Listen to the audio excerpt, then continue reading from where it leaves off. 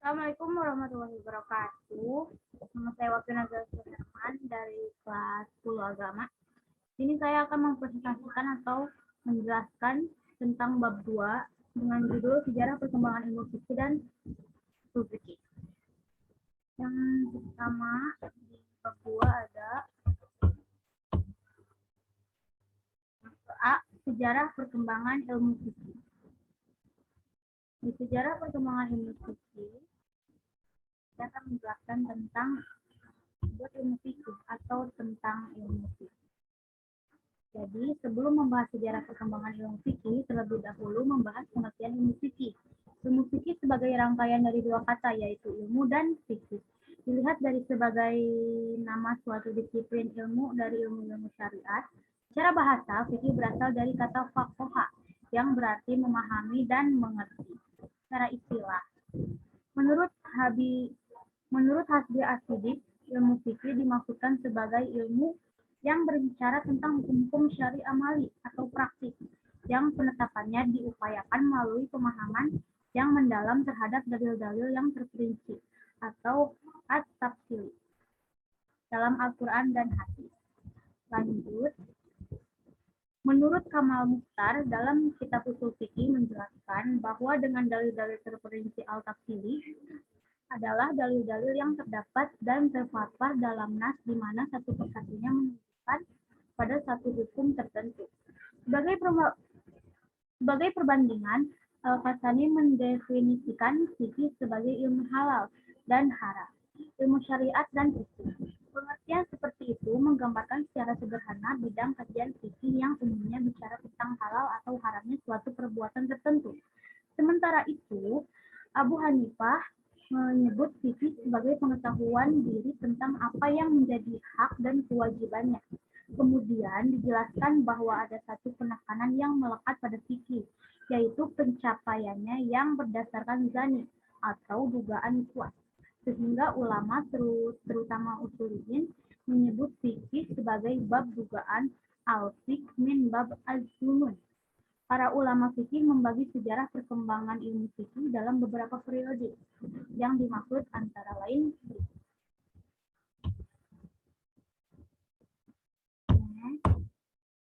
masih dengan fikih. Jadi para ulama fikih membagi sejarah perkembangan ilmu fikih dalam beberapa periode, yang dimaksud antara lain berikut. Yang pertama ada periode pertumbuhan. Periode ini berlangsung selama 20 tahun yang dibagi kepada dua masa.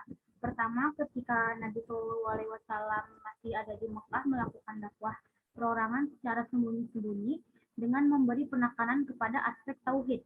Kemudian diikuti dengan dakwah terbuka. Masa tersebut berlangsung kurang lebih 13 tahun dan sedikit ayat-ayat hukum yang diturunkan. Yang kedua, sejak Nabi SAW hijrah ke Madinah pada tahun 622 Masehi, pada masa ini Islam telah berkembang sangat pesat sehingga memerlukan seperangkat aturan hukum untuk mengatur sistem masyarakat Islam Madinah.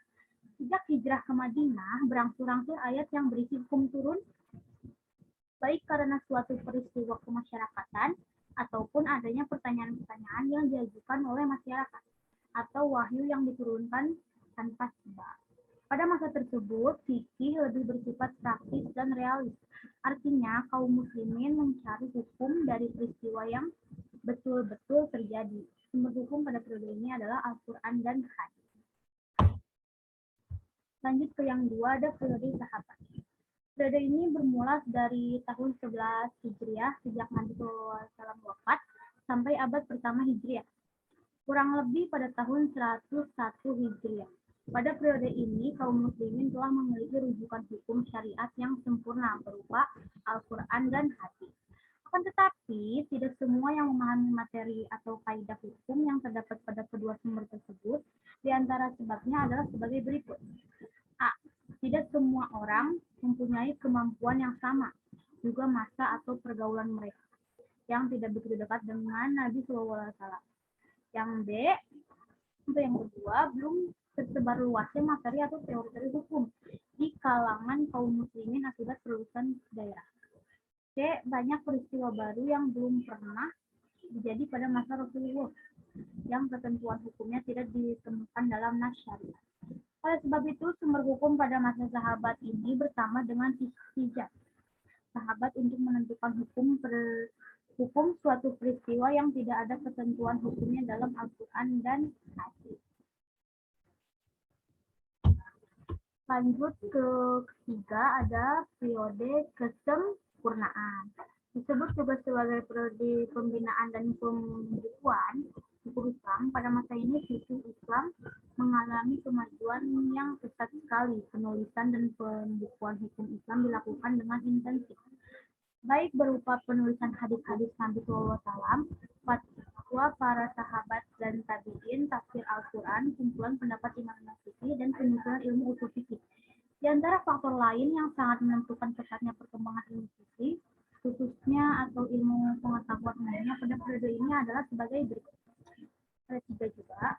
Yang A, adanya perhatian pemerintah khalifah yang besar terhadap ilmu fikih khususnya. Yang kedua, adanya kebebasan berpendapat dan berkembangnya diskusi-diskusi ilmiah di antara para ulama. Yang ketiga, telah terkodifikasinya referensi-referensi utama Al-Quran pada masa Khulafaur Rasyidin, hadis pada masa Khalifah Umar Abdul Aziz, tafsir dan ilmu tafsir pada abad pertama Hijriah yang dirintis Ibnu Abbas, wafat pada 98 Hijriah, dan muridnya Mujahid wafat pada 104 Hijriah, dan kitab-kitab lain. Yang keempat, ada periode kemunduran. Sesungguhnya dinasti Abbasiyah merupakan salah satu dinasti yang mengalami kemajuan luar biasa dalam sejarah umat Islam, terutama saat kekhalifahan Harun al-Rashid dan putranya Al-Makmun. Kekhalifahan Abbasiyah berhasil menjadi pusat peradaban dunia pada saat itu dan berpusat di Baghdad. Banyak sekali buku-buku hasil karya para ilmuwan yang terdapat di lembaga-lembaga ilmu pengetahuan di kota Baghdad. Selain itu, terdapat berbagai bangunan pendidikan di Baghdad. Akan tetapi, masa keemasan tersebut tidak berlangsung lama karena konflik internal di dalam kekhalifahannya. Konflik internal yang sangat mempengaruhi pemerintahan adalah konflik yang ditimbulkan oleh banyaknya pertikaian dan perselisihan akibat perbedaan mazhab. Hal ini membuat kekhalifahan melemah.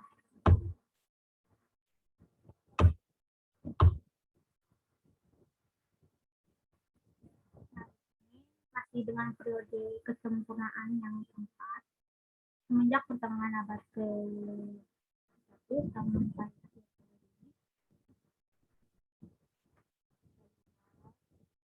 Nah, pada masa inilah disebut sebagai masa kemunduran, di mana dunia Islam bagaikan tenggelam ditelan kemajuan dunia lainnya, terutama barat, yang semakin hari semakin cemerlang dengan ilmu pengetahuan dan teknologinya.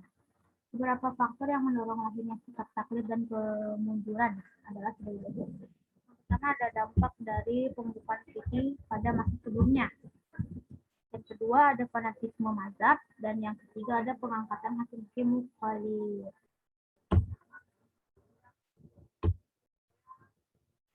Yang kelima, ada periode kebangkitan. Kembali pada periode ini, umat Islam menyadari kemunduran dan kelemahan mereka sudah berlangsung terlalu lama. Ahli sejarah mencatat bahwa kesadaran tersebut muncul ketika Napoleon Bonaparte menduduki Mesir pada tahun 1789 Masehi. Jatuhnya Mesir menyadarkan umat Islam betapa lemahnya mereka dan betapa berkembangnya peradaban baru yang lebih tinggi di dunia barat, yang berarti merupakan ancaman bagi dunia Islam. Para raja dan pemuka-pemuka Islam mulai berpikir bagaimana meningkatkan mutu dan kekuatan umat Islam kembali. Dari sinilah kemudian muncul gagasan dan gerakan pembaruan dalam Islam, baik di bidang pendidikan, ekonomi, militer, dan gerakan intelektual lainnya. Next. Sekarang masuk ke dua. Tadi yang A. Sekarang ke B, atau yang di bab 2 ini. Ada sejarah perkembangan ilmu usul fikih. Sekarang sudah masuk ke dalam ilmu usul fikih. Tadi sejarah perkembangan fikih, sekarang ilmu usul fikih. Ilmu usul fikih ini tentang periodisasi sejarah perkembangan usul fikih melalui 3 periode, yaitu zaman Rasulullah, zaman sahabat, dan zaman tabi'in. Yang pertama ada zaman Rasulullah. Di zaman Rasulullah SAW, sumber hukum Islam hanya 2, yaitu Al-Quran dan As-Sunnah. Apabila suatu kasus terjadi, Nabi SAW menunggu turunnya wahyu yang menjelaskan hukum kasus tersebut. Apabila wahyu tidak turun, maka Rasulullah SAW menetapkan hukum kasus tersebut melalui sabdanya, yang kemudian dikenal dengan hadis atau sunnah.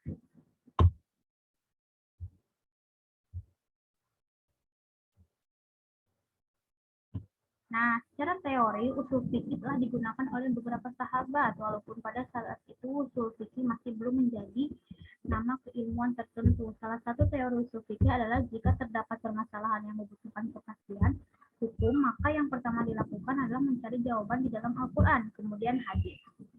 Jika dari kedua sumber hukum Islam tersebut tidak ditemukan, maka dapat berijtihad. Dorongan untuk melakukan ijtihad juga tersirat dalam hadis Nabi SAW yang menjelaskan tentang pahala yang diperoleh seseorang yang melakukan ijtihad sebagai upaya yang sungguh-sungguh dalam mencurahkan pemikiran baik hasil usahanya benar atau salah. Selain dalam bentuk anjuran dan pembolehan ijtihad oleh Nabi tersebut, pada dasarnya Nabi sendiri telah memberikan ijtihad sebagaimana dapat kita temukan dalam hadis-hadisnya. Yang kedua ada zaman sahabat. Setelah wafatnya Rasulullah SAW, maka yang berperan besar dalam pembentukan hukum Islam adalah para sahabat Nabi. Periode ini dimulai pada tahun 11 Hijriah sampai pertengahan abad 50 Hijriah. Meninggalnya Rasulullah memunculkan tantangan bagi para sahabat, munculnya kasus baru, menuntut sahabat untuk memecahkan hukum dengan kemampuan mereka atau dengan fasilitas khalifah. Sebagian sahabat sudah dikenal memiliki kelebihan di bidang hukum, di antaranya Ali bin Abi Thalib, Umar bin Khattab, Abdullah bin Mas'ud, Abdullah bin Abbas, dan Abdullah bin Umar. Pertama, Khalifah Khulafaur Rasyidin biasa melakukan musyawarah untuk mencari kesepakatan bersama tentang persoalan hukum. Musyawarah tersebut diikuti oleh para sahabat yang ahli dalam bidang hukum. Keputusan musyawarah tersebut biasanya diikuti oleh para sahabat lain sehingga memunculkan kesepakatan. Itulah momentum lahirnya ijma Nabi yang diakui oleh seluruh ulama, khususnya oleh Imam Ahmad bin Hanbal dan pengikutnya sebagai ijma yang paling dapat diterima. Kedua, sahabat mempergunakan pertimbangan akal rayu yang berupa qiyas dan maslahah. Next. Zaman tabi'in, perkembangan usul fikih didorong oleh beberapa hal, antara lain sebagai perbedaan hasil ijtihad.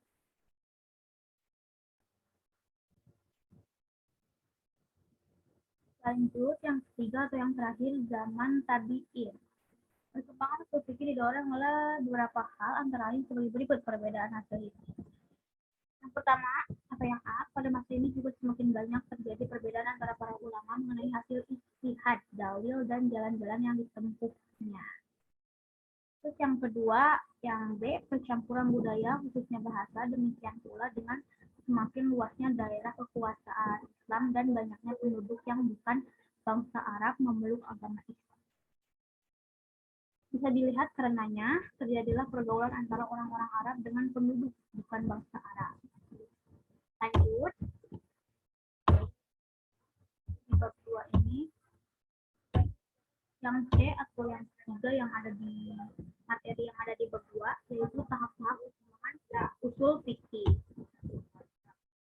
Secara garis besarnya, sejarah usul fikih dapat dibagi dalam 3 tahapan, antara lain sebagai berikut. Yang pertama ada tahap awal, abad ketiga. Pada abad ketiga Hijriah, di bawah pemerintahan Abbasiyah, wilayah Islam semakin meluas ke bagian timur di antara khalifah-khalifah yang berkuasa dalam abad ini. Antara lain Al-Ma'mun wafat pada tahun 208 Hijriah, Al-Mutashim wafat pada tahun 227 Hijriah, dan Al-Wasik wafat pada tahun 232 Hijriah, dan Al-Mutawakkil wafat pada tahun 247 Hijriah. Pada masa mereka inilah terjadi kebangkitan ilmiah di kalangan umat Islam yang dimulai dari kekhalifahan Al-Rashid. Salah satu hasil dari kebangkitan berpikir dan semangat keilmuan Islam dalam itu adalah berkembangnya bidang fikih yang mendorong untuk disusunnya metode berpikir fikih yang disebut usul fikih.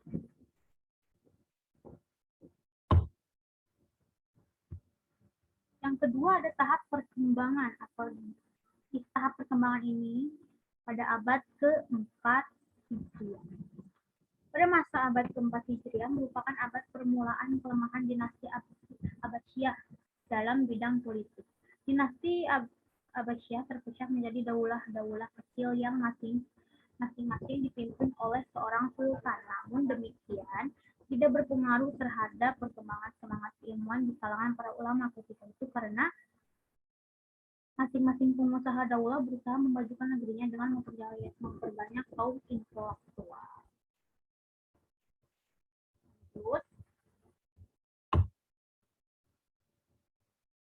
Nah, di antara usahanya sebagai berikut. Yang pertama, memperjelas ilat hukum yang diistinbatkan oleh para imam mereka, yaitu ulama Haqq. Yang kedua ada mentarjihkan pendapat-pendapat yang berbeda dalam mazhab, baik dalam segi riwayah maupun dirayah. Pengetahuan tentang kaidah-kaidah untuk mengetahui keadaan perawi atau sesuatu yang diriwayatkan. Setiap golongan mentarjihkannya dalam berbagai masalah khilafiyah. Mereka menyusun kitab al-khilaf. Yang ketiga ada tahap penyempurnaan. Pada tahap penyempurnaan itu ada di tahun 5 sampai. Lemahnya politik di Baghdad yang ditandai dengan lahirnya beberapa daulah kecil membawa arti bagi perkembangan peradaban dunia Islam. Lemahnya politik Abbasiyah pada abad ini, peradaban Islam tidak lagi berpusat di Baghdad, tetapi juga di kota-kota seperti Kairo, Bukhara, Ghaznah, dan Markusi. Hal itu disebabkan adanya perhatian besar dari para sultan dan raja-raja pengusaha daulah-daulah kecil terhadap perkembangan ilmu dan peradaban. Dampaknya, kemajuan di bidang ilmu usul fikih yang menyebabkan sebagian ulama memberikan perhatian khususnya untuk mendalaminya, antara lain Al-Basilani, Al-Kandi, Abdul Jabbar, Abdul Wahab, Al-Baghdadi, Abu Zaid Ad-Dubusi, Abu Husain Al-Basri, Imam Al-Haramain, dan yang lain. Mereka adalah pelopor keilmuan Islam di zaman tersebut. Para pengkaji ilmu keislaman di kemudian hari mengikuti metode dan jejak mereka untuk mewujudkan aktivitas ilmu usul fikih yang tidak ada bandingannya dalam penulisan dan pengkajian keislaman. Karenanya, generasi Islam di kemudian hari senantiasa menunjukkan minatnya pada produk-produk usul fikih dan menjadikannya sebagai sumber pemikiran. Masa perkembangan ilmu usul fikih pada abad 5-6 Hijriah merupakan periode penulisan kitab usul fikih tersesat. Di antaranya menjadikan kitab-kitab yang sudah ada menjadi kitab standar atau acuan dalam pengajian ilmu usul fikih tersebut. Yang terakhir yang ada di bab 2 yaitu pembukuan usul fikih. Salah satu yang mendorong pembukuan usul fikih adalah perkembangan wilayah Islam yang semakin luas sehingga tidak jarang menyebabkan timbulnya berbagai persoalan yang belum diketahui kedudukan hukumnya. Untuk itu, para ulama Islam sangat membutuhkan kaidah-kaidah hukum yang sudah dibukukan untuk dijadikan rujukan dalam menggali dan menetapkan hukum.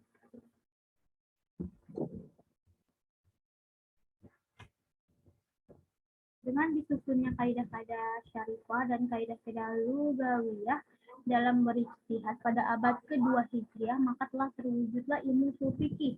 Ibnu Nadim berpendapat bahwa ulama yang pertama kali menyusun kitab ilmu usul fikih ialah Imam Abu Yusuf, murid Imam Abu Hanifah, tetapi kitab tersebut tidak sampai kepada kita.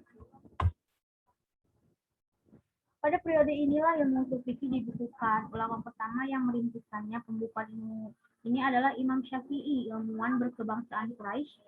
Ia memulai menyusun metode-metode penggalian hukum Islam, sumber-sumbernya, serta petunjuk-petunjuk usul fikih. penyusunannya ini, Imam Syafi'i bermodalkan peninggalan hukum-hukum fikih yang diwariskan oleh generasi pendahulunya. Di samping juga rekaman hasil diskusi antara berbagai aliran fikih yang bermacam-macam.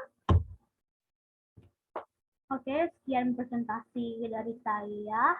Kurang lebihnya mohon maaf bila ada kata-kata yang kurang berkenan atau salah bicara. Terima kasih. Wassalamualaikum warahmatullahi wabarakatuh.